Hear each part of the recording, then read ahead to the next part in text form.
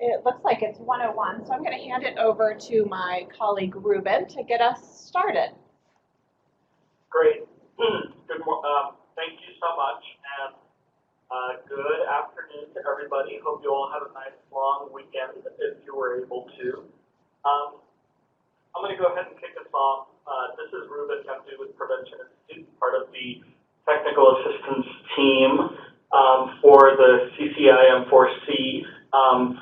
If you've not already done so, please type your first and last name and county in the chat bar. Add your email address if you'd like a copy of the presentation from today. As with the other webinars that we've been doing, this will be about 15 minutes long for the presentation, and then we'll have some time for Q&A. The webinar is being recorded and will be posted on the CCIM4C website shortly after the presentation. So just as a recap for folks, I think most of the people that are on the call are part of the CCIM4C and know what it's all about.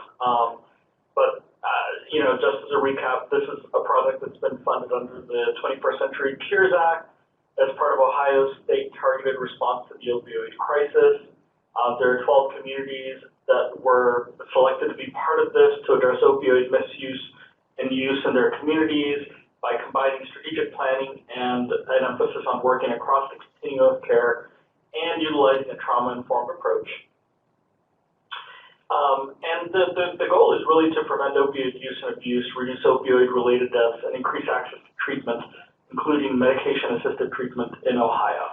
And the link to the website is right there for folks. And this webinar series that we've been doing is really all about bringing together those in the field to share their experiences, successes, and challenges, and offer some nuggets of wisdom to other communities that are facing similar issues or challenges. And to provide additional resources, strategies, and content to the participating communities, their partners, and those working at the local, state, and national level to address opioid use and misuse. So we've done a handful of these already. We have a handful more to come. We're really excited to share this additional information kind of on a voluntary basis with you all. And today's webinar is going to be around collecting data to inform decision-making, and our presenters are Miriam and Pat from the Ashtabula County Mental Health and Recovery Services Board, who have been participating in the initiative since the very beginning. So I am going to turn it over to them to go through their presentation over the next 15-20 minutes or so. Take it away, Miriam and Pat. Oh, good afternoon. This is Miriam Walton, and we also have Pat Wagner on the phone, and she's going to jump in when I kind of falter, because Pat is really our data collection guru. So will you all advance this for us, Ruben? I can if you'd like. Just let me know when. Okay, just go ahead and flip to the next. I didn't know if we had the capability of doing that. I can go ahead and do it. Okay. No problem. So basically, we just wanted to go over, we have been doing a lot of data collection and have used a lot of data point sources over the past several years. And so folks at Ohio University asked us if we kind of go over some of the things that we do that's kind of traditional that I think a lot of us do, and then some of those more non-traditional things that we do. So we just wanted to look at those basic steps to data collection, so for those focused decision making. So just to know that our needs assessment and data collection, and yours probably also, is on an ongoing basis. So we are constantly looking at collecting data and adding data to our data warehouse. So we have an assigned staff person. It's best to have a dedicated person that you can filter all of that data information to, and for us, that is Pat. She is our data collection warehouse person. And so anytime we pick up some additional information or we see some local data come through, we make sure that we kind of filter all that information down to her. And we've developed this kind of data warehouse piece that she collects on a regular basis. We usually identify current, so it's really important as your data points come out and And as things change, if you have data that comes out on an annual basis, that you update that on a regular basis to make sure that the data you have in your warehouse that is like the most current information that's available. We collect information from both traditional and non-traditional partners, and we'll talk about that a little bit as we kind of go through one of those areas. So we get data that would normally be, you would expect, you know, that we usually get data from Ohio Department of Mental Health and Addiction Services, but we also collect data from our jail, from our courts, from a lot of different types of areas, so both traditional and non-traditional partners. And we also build our data collection on relationships so that if we have data, we're also comfortable sharing that data with our partners, which then makes it a little bit easier for them to feel comfortable sharing data with us. And frequently they'll let us know that something's coming out, or we'll get an email and say, oh, hey, we got this information from our association, and then we're able to add that because we've built those relationships over time. And I know as we've gone through the collective impact process, we've talked a lot about relationship building, and that's very important too with data collection. So if you want to flip that, Ruben. Some sources of county level data, and we've got some slides that follow to kind of show you what those might look like. Robert Wood Johnson, county health ratings data, that's data that comes out annually that you would need to go in and then update on an annual basis. Information like from the Census Bureau, from Public Children's Service Association, that includes some of the job and family service data, and also some of the stuff that we get from OMOS. Want to move that forward? These are just subsequent slides. You can kind of see what Robert Wood Johnson County Profiles might offer you. And then the next slide is just a snapshot of what the fact book from Public Children's Services Association of Ohio, what their fact book information, like for Ashtabula County, what that might look like. And inside their fact book, each county is profiled, so you would have your county-specific data there and available to you. And the next slide kind of shows you just an example of some information that we get from the state as well. We also get some information from the Ohio Department of Health. So one of the things that, my screen, so one of the things you might also want to be looking at is as you're collecting your data, we don't just focus our data collection on any one specific problem area. Like for this project, we're looking at opiate use disorder. We kind of collect data so that we can try to build a complete picture of our community, so that at any one time, we're kind of always looking at what does our community look like, what are our areas of need, what are we already doing, and what are those gaps that are presenting based on the data that we're looking at. So you want to pull that forward? This is also, and I think most of you have probably seen the Ohio Substance Abuse Monitoring Network information, but we also make sure that we include that information as we get that, and that comes out. That used to come out quarterly, but I think most of you probably noticed that's not coming out quite as often, but that data is also very helpful, and we add that to our data collection. So the next slide. So other sources of county level data, again, we base a lot of what we get on relationship. So we are very active with our community health needs assessment. We are able to get some additional questions added, and we do that based on what gaps we've identified, other things. This last time we were able to get some information on connectedness. So some connectedness specific questions into our health needs assessment that'll be going out here in the next few months. We get information from our coroners. We do a lot with our prosecutors, jail. So a lot of our court information. We have a prevention coalition that does a lot of surveying itself, and so we gather all of that data, and we get information from Children's Services, and we took the evaluation lead on our quick response team, so we're able to get all of that data as well. So again, just some other ideas of the sources that you can go after for county level data, and again, a lot of this is based on those relationships that we built, so that we kind of like share what we have, they share what they have, and we're able to kind of build a good profile of what our county looks based on those relationships. Okay, the next one. So some other sources of data that we take a look at, you can get a lot of information from the Department of Commerce on alcohol density. we naturally look at the ORS report, which I think a lot of county boards look at, motor vehicle, local metro parks. You're able to go to their website and get some information on available green spaces, a lot of information you can get there. And then other county websites, they also have links to other types of data that they may rely on as far as services. Do you have anything else you want to add to any of this, Pat, so far? Not so far, thanks. Okay. Okay. Then if you move on to the next slide, we also take a look at what we would consider the information on that would be like Thrive data. So looking at our communities is through that kind of lens. And so some of that is the United Way ALICE report, which is new to Ohio in the last year or so. So we were kind of excited about that information.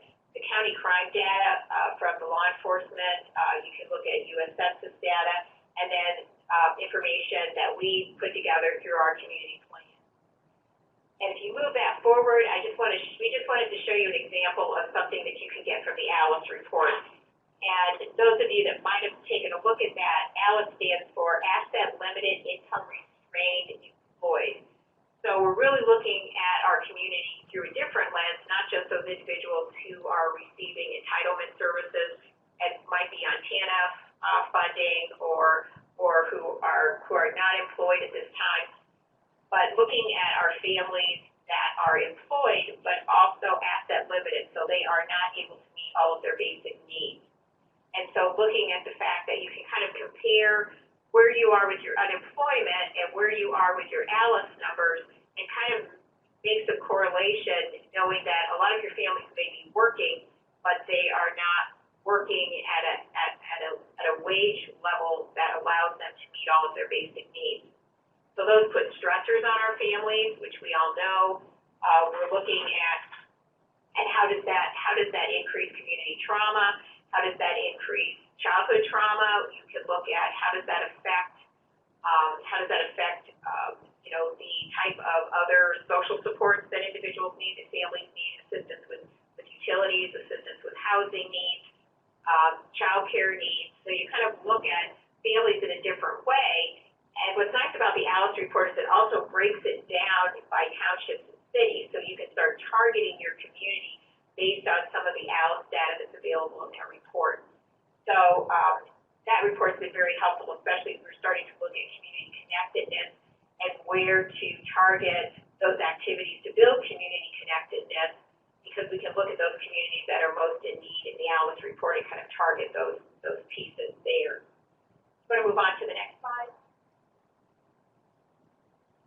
So besides all of the quantitative data that we collect, we also collect a lot of qualitative data.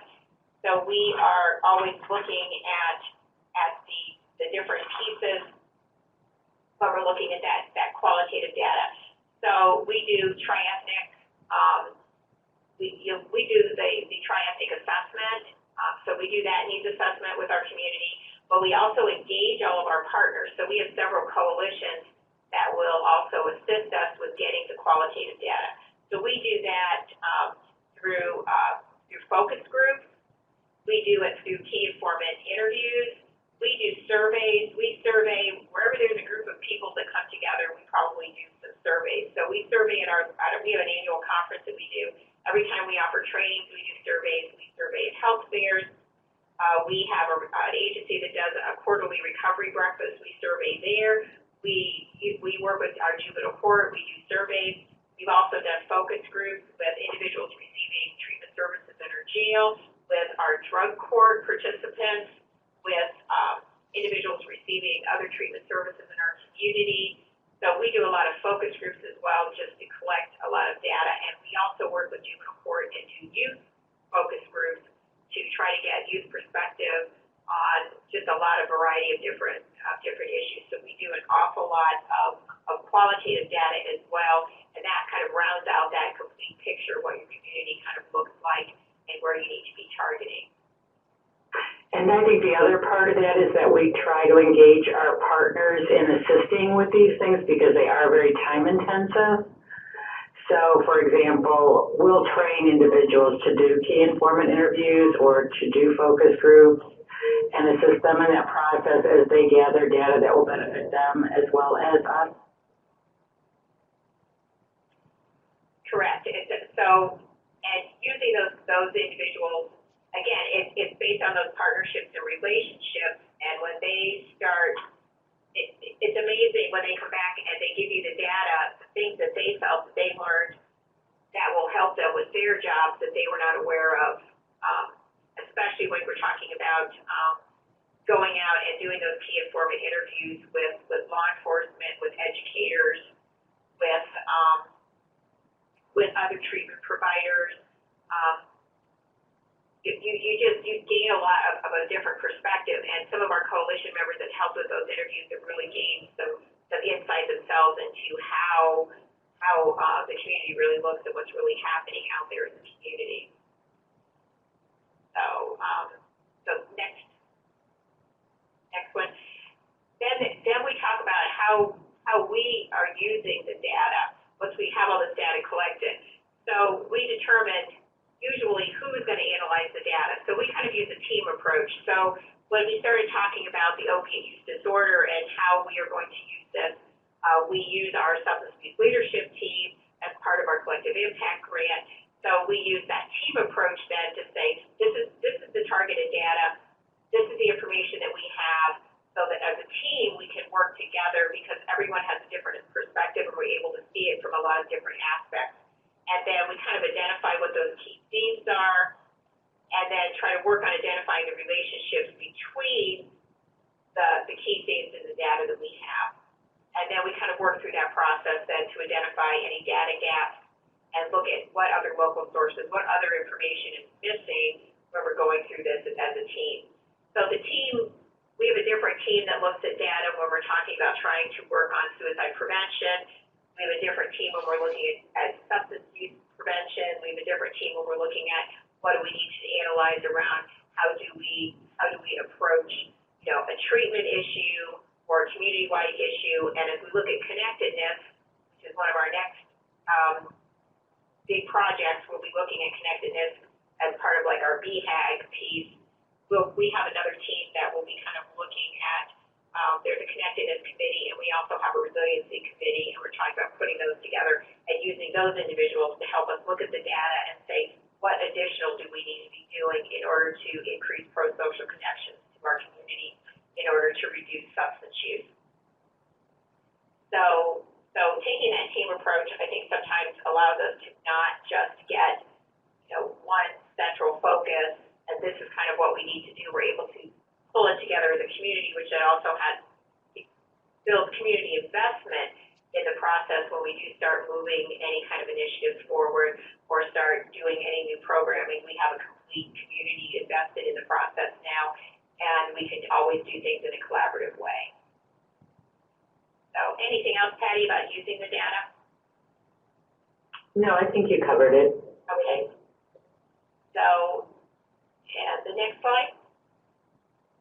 So this is our contact information. If you have any questions, I don't know if we've used our full 15 minutes, but that's kind of how we kind of look at data collection in kind of a holistic way. And then we continue, our data collection is continuous, so that any one time we are always looking at our community. It does allow us, because I have, and I think most of you probably do, I look at grant writing and additional funding to pursue that based on what my needs are in the community and what my dad is telling I need to do, not just because there's a grant application out there, we probably, might be a good idea to write for it. We always want to be looking at the community as a whole and how do those things fit the needs of our community rather than just chasing any grant writing opportunity that comes along. We passed on a few because we looked at it and said, this is not something that we need in our community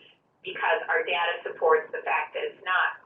But if it is needed, we already have the data available, we already can support that, and then we don't have to worry about collecting additional data at the time we're writing our grants. So. Great. I'm sorry, did I cut somebody off? No, I think we're good. Okay.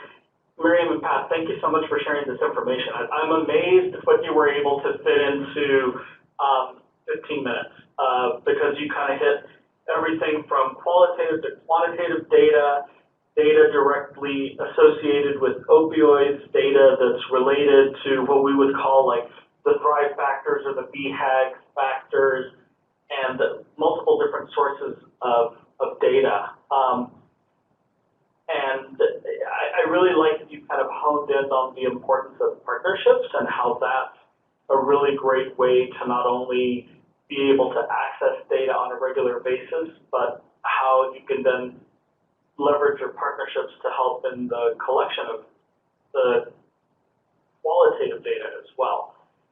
We have about 8 minutes left. I wanted to open it up and see if any of the other folks on the webinar had any questions for our colleagues, Miriam and Pat. If not, I probably have a couple of questions myself. So if you have any questions, just unmute your line and let us know what those questions are.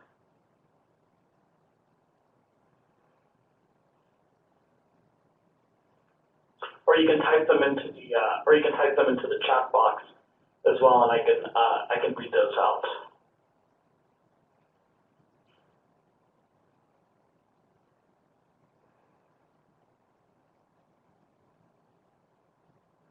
Oh, Dana, my colleague and our colleague have questions you just typed into the chat box.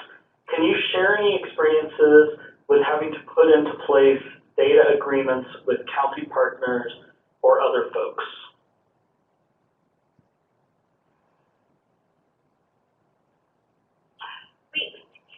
Go ahead, Miriam. I think that when we've done pretty much any grant and we do a memorandum of understanding, we include the data elements that we'll be tracking, and also we come to agreement about the methodology that we'll use. So for example, with our drug court, we're collecting qualitative data and quantitative data. And we have their permission to do focus groups with participants in order to identify what they believe works well for them or what hasn't worked. Right. So definitely any type of grant, we have an MOU that would include that. Right. And similar, when we volunteered to be the evaluator data collection folks for our quick response team, there was a lot of thought and negotiation that went into play with our sheriff's department and county prosecutor's office, because we were going to, have that data, and how would we get that real-time data, and how would we protect that data, and what their responsibility was as far as when, what their what their privacy issues were around data, and what our privacy issues were around data, because they had a little bit different approach. And so we negotiated that went into an MOU, and everyone agreed on that. So that originally we were going to be getting a lot more information than we really thought we needed. And so, and they agreed, and so we kind of honed that down. So I think sometimes it's negotiating with that partner and saying, this is the data that we think we need in order to show outcomes, and so then we start to collect that data. When it comes to things like the health needs assessment, pieces like that, we just become part of that committee, and so when that data is put in, when those questions are put in to get the additional data, we're part of the committee, we're part of the process, those questions go in, the data then comes out to the public anyway, but we're able to get our input in, get the questions, because we become part of those committees, part of those processes when they're developing those data collection tools. Great, thanks for sharing that. I have one other question I'd like to ask before we wrap up today. Do you have any sense of what indicators or other things you are going to be looking at as you kind of go into as you mentioned, you were going to go into looking at connectedness as a factor? What are some of the indicators, data indicators that you're thinking of including in that when you get there? So, do you want me to take that, Miriam? Yeah, take it, because we've already used them for one project, so go ahead. Oh, okay. And you can add to it, but For example, as Miriam said with the health assessment, we worked actually with Holly and some others in identifying some questions that we could utilize to evaluate whether people are feeling connected to their communities. The other thing is that with our youth survey, there's questions in the OES survey or Search Institute that will help you identify connectedness. And then Miriam, do you want to add to that? Well, and just that, when we were looking at the implementation grant that recently came out from OMAS for this project, we wanted to target specific communities with the project that we wanted to do. And so we kind of looked at what did our ALICE data tell us about those individual communities, and we looked at, a little bit of school information, which you can get on the ODE website, and kind of coupled that together and then knew what our communities were already involved in, because we get very involved in the types of programming that our schools are already doing. And so we were able to target the communities exactly where we wanted to in order to implement a little bit of programming around what we hope will be the beginning of some connectedness work. Great, thank you so much.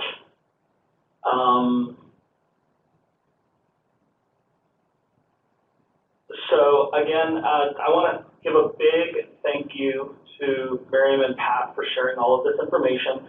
Really, really valuable, and I think I even learned a bit here as well. If you want a copy of the presentation, again, make sure you put your email address in the chat box. We'll also be posting the presentation and the webinar on the CCIM4C webpage under the CCIM4C webinar series tab.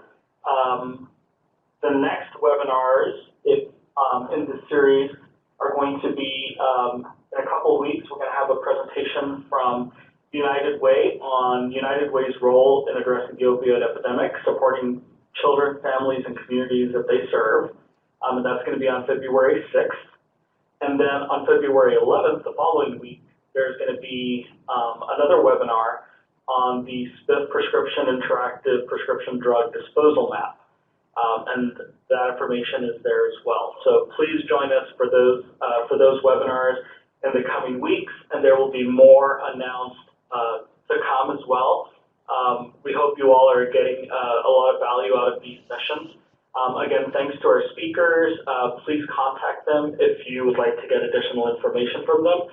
And we'll see you all, we'll see you all next week for our next face-to-face meeting. Thank you all so much.